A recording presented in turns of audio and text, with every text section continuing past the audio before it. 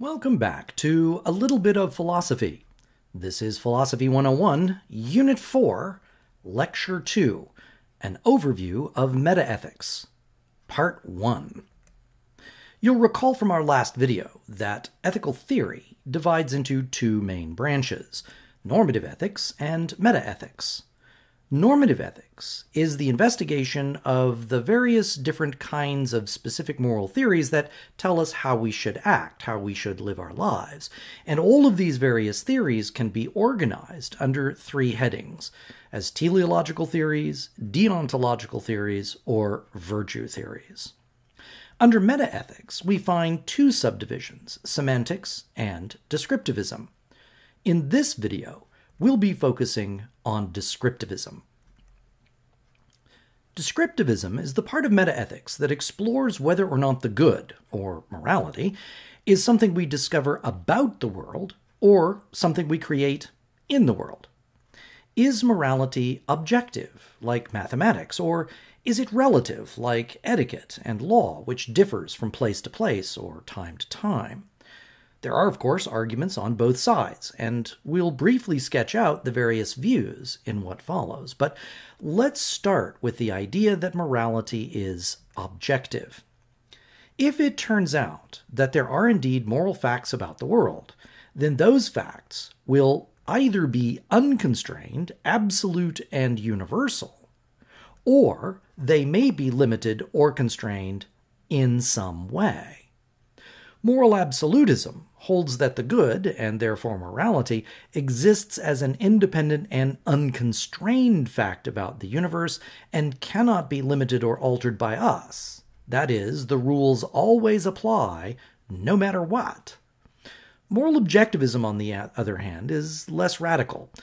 It holds that while morality is indeed objective, there may be some constraints that apply to moral obligations, like two conflicting moral obligations that might arise from the same moral principle. Consider the classic case proposed by the moral absolutist Immanuel Kant. Suppose that a killer comes to your house and demands to know the whereabouts of a person you're hiding inside. Let's also suppose that you hold a moral theory that entails that you should not lie. And you also hold a moral theory that tells you that you ought to protect the innocent. What should you do? Kant would say that you should not lie because your moral principle cannot be overridden by other facts, even if those facts are part of a competing moral theory. True, you face a moral tragedy, but it's not of your making. You're bound by the moral law no matter what. That's moral absolutism. A moral objectivist, on the other hand, would say that one moral obligation might take precedence over another in circumstances like this. Protecting an innocent person might be of greater moral importance than truth-telling in this case. That's the difference between these two views. Absolutism does not allow for overriding circumstances when it comes to your moral obligations. They are absolute. The objectivist, however, does allow for ordering or ranking moral obligations if competing moral obligations were to arise. Both views hold that morality is an objective feature of the world, and not something we invent for ourselves. The question is whether or not there are ever exceptions. Now, you may be wondering, what would make morality objective in the first place? There are two different kinds of facts that could make morality objective: natural or non-natural facts.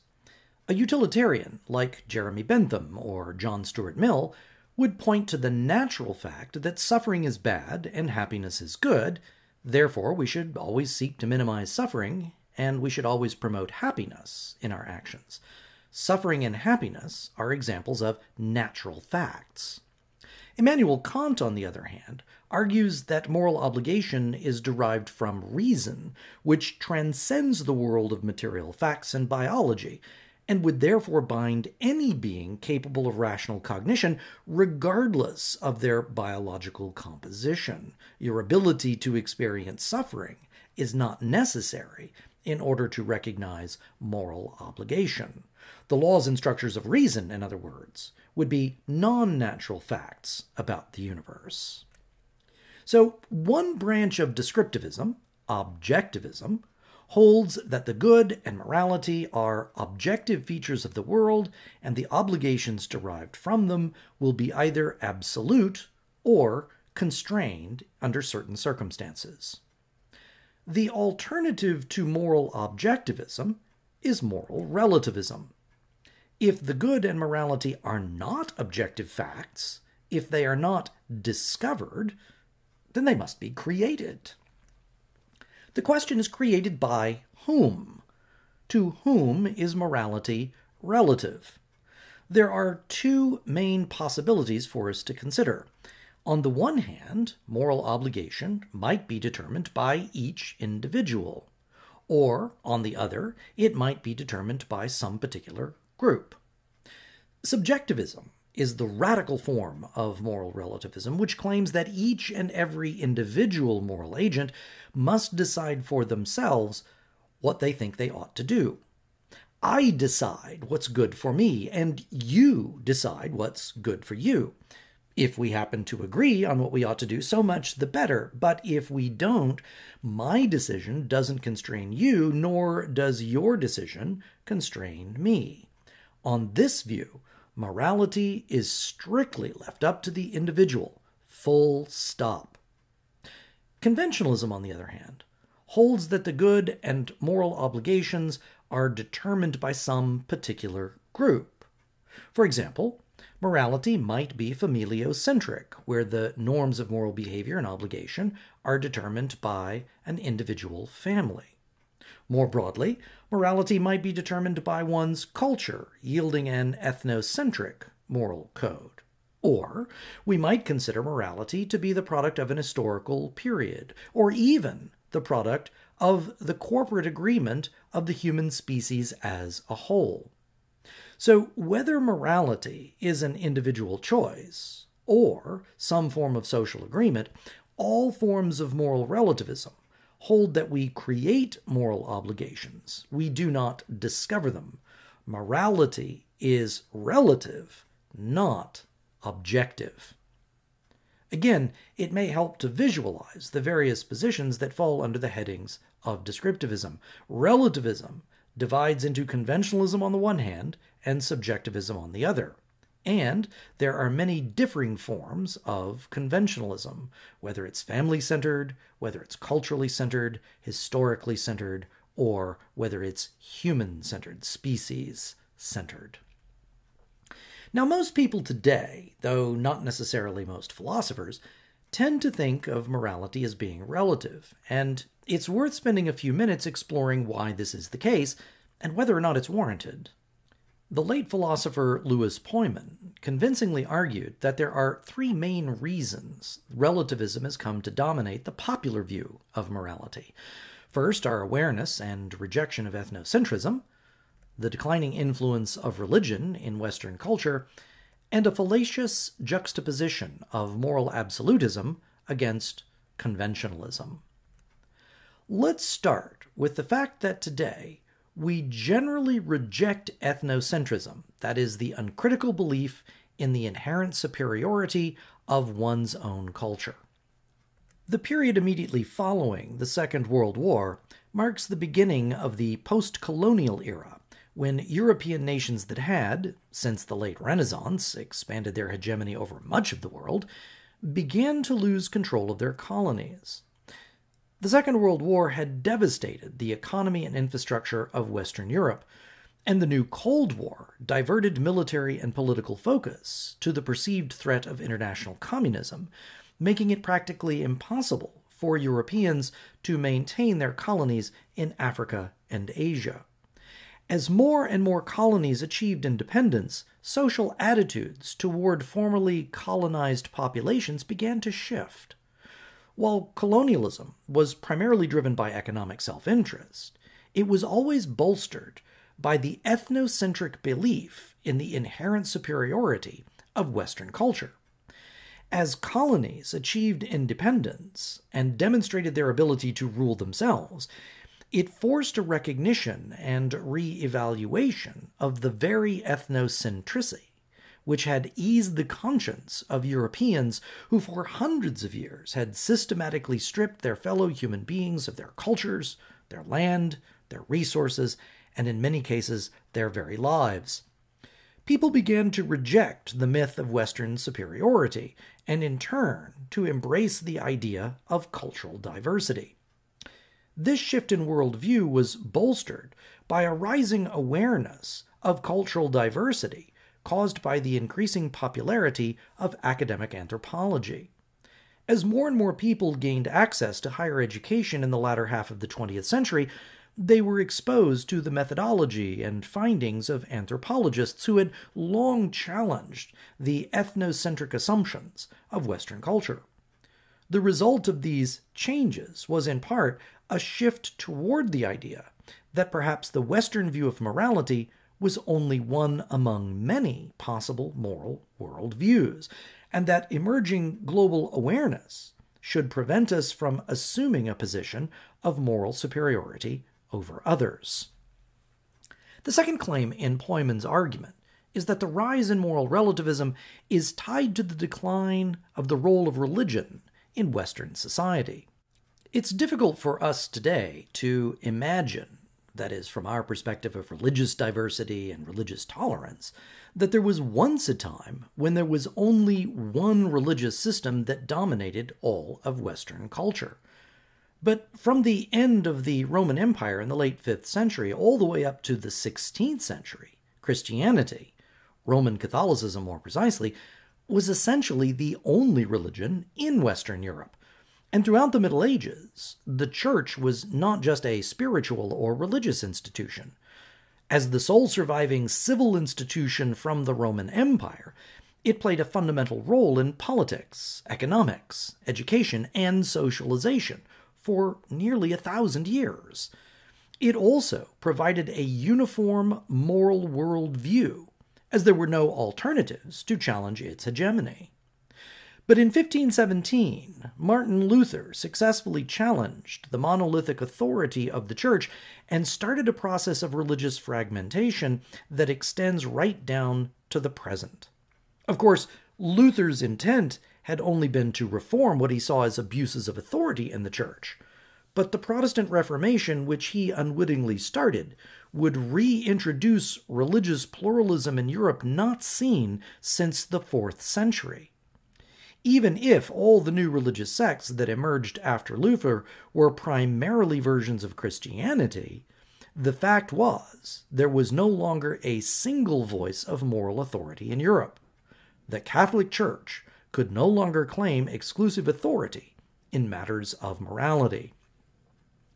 The rise of the new science only made matters worse. As modern science advanced, there was an increasing need for institutions of learning to discover new things, as well as to pass on what had been discovered. In the medieval world, of course, the Church had exclusive control over education in Europe, but no longer. New universities and scientific societies arose in the Protestant parts of Europe, which challenged the parochial curricula of Catholic universities, further diminishing the role of religion in education. By the time the 18th century rolled around, the scientific revolution gave birth to the Industrial Revolution, which would further challenge the centrality of religion in Western society. Prior to the Industrial Revolution, most people lived a rural life, centered in agriculture. But the automation capable in the new factories meant that people could earn more than ever before if they left the countryside and moved to the growing industrial cities. This challenged the role that religion had traditionally played in socialization. Whether Protestant or Catholic, in the pre-industrial agrarian culture of Europe, churches were a necessary institution for social interaction and news of the world. But as more and more people moved into cities, religion was less and less necessary as an outlet for social interaction. What we see, beginning with the Protestant Reformation of the 16th century, is a steady and sustained decline in the role that religion played in the lives of ordinary people, so that by the time we reach the present, religion is almost exclusively a spiritual institution, and a voluntary one at that. Religion can no longer provide a single authoritative voice in determining morality as it once did. The final premise in Poimon's argument regards how the debate between moral relativism and moral objectivism is often discussed. He claims that the issue is often framed as a false disjunction between some form of conventionalism on the one hand and moral absolutism on the other.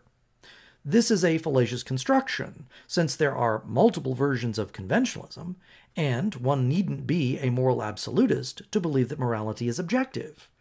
But if someone were confronted with a choice between the recognition of moral diversity on the one hand, and the claim that there is one and only one true moral system, it seems more rational to choose the former rather than the latter.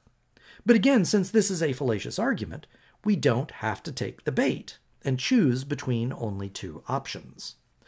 So to summarize, moral relativism has become the popular view of morality for at least three reasons: our rejection of ethnocentrism and the desire to be more tolerant of views that differ from our own, the decline of religion in Western culture, and the false disjunction between conventionalism and absolutism. But setting aside these historical and sociological factors, what's the logical argument in favor of moral relativism? After all, just because people believe something doesn't make it so. In its most general form, moral relativism is the view that there are no objective or universal moral standards. This conclusion is supported by two premises we'll call the diversity and dependency thesis. The diversity thesis holds that moral codes differ from culture to culture and indeed from one historical period to another. This thesis is established by the work of cultural anthropologists who have diligently worked to examine the differences between the many different cultures that we encounter around the world. Moral diversity is a fact. There are many different moral codes in the world. But by itself, that doesn't warrant the conclusion that there is no objective moral code. It could very well be that there are many differing moral codes and that one of them turns out to be correct. Or it could be that there are many different moral codes and none of them are correct. In order to conclude moral relativism, we need to add a second premise to the argument: that all morality derives its authority from social acceptance. This is what we call the dependency thesis. If it is true that a moral code can only be binding if accepted by a particular group, and if it is true that different groups accept different moral standards, then it would follow that morality is not, and indeed probably cannot, be objective. But is this argument compelling? It could certainly be put into valid deductive form, but would it be sound? Now, few, if any, would argue with the diversity thesis. It seems to be well established by good social science. But what about the dependency thesis?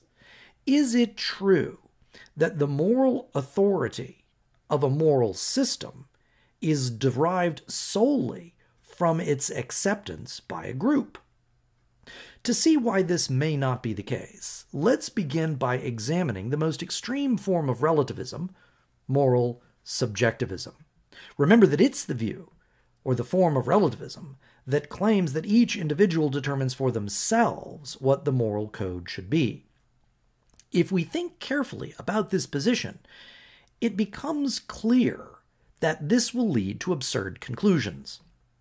A moral code must be normative. It must tell me what to do. If I get to decide which code I will accept, the imperative force of the code disappears. The moral code isn't telling me what I should and shouldn't do. I'm telling me what I should and shouldn't do. On a subjectivist account of morality, the very idea of morality becomes vacuous. What I ought to do is what I want to do, and I ought to do it because I want to. This, of course, is nothing more than simply saying I'm going to do whatever I want. There is nothing normative in forming my actions. There is simply my will to do as I please. Secondly, on the subjectivist account of morality, it would seem to be impossible to engage in moral criticism. Since morality has been reduced to everyone doing whatever they want, how could we claim that anyone is acting immorally? Again, criticism and sanction are essential parts of any normative system, including morality. If I can't sanction someone for violation of the normative code, in what sense is it a normative code at all? Since it would seem that subjectivism leads to absurd consequences, it should be rejected. But what about the more moderate form of moral relativism, conventionalism? You'll recall that it says that morality is determined by the agreement of some particular group, not the individual moral agent. But just a little reflection shows that conventionalism will fare no better than subjectivism. Firstly, if it is the group or society that determines the moral code, we must be able to identify what counts as a sufficient group to be called a society. How many people are necessary in order to form a society? Do we need 100 people, or 50 people, or perhaps just 2? And if a society could be 2 people or more that happen to agree, then we're almost right back to subjectivism. Sure, we've cut the number of possible moral codes in half, but it still leaves us with an unwieldy number of codes. Secondly, just as with subjectivism, how would intercultural moral judgment be possible if one were a conventionalist? If morality is determined by each society, whatever that turns out to be, then it would be impossible for one society to make moral criticisms of another, and surely this would be just as absurd as it was with subjectivism. Thirdly, how would moral reform be possible within a conventionalist framework? If morality is determined by the agreement of the group, how would it be possible for the group to change its view over time?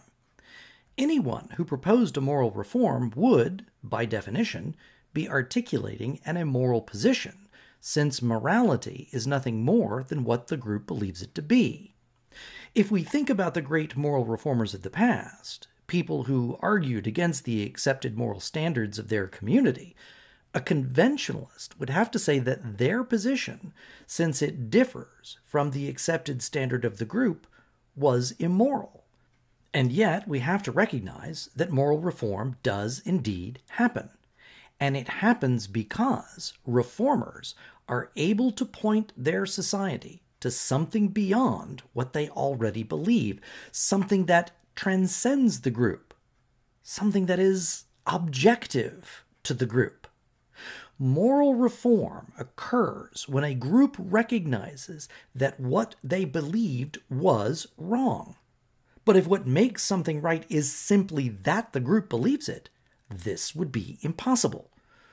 So when we think carefully about moral relativism, we find that it faces a number of significant objections that make it very difficult to hold, even if it seems to cohere with our desire to embrace cultural diversity. That doesn't mean that we should reject cultural diversity.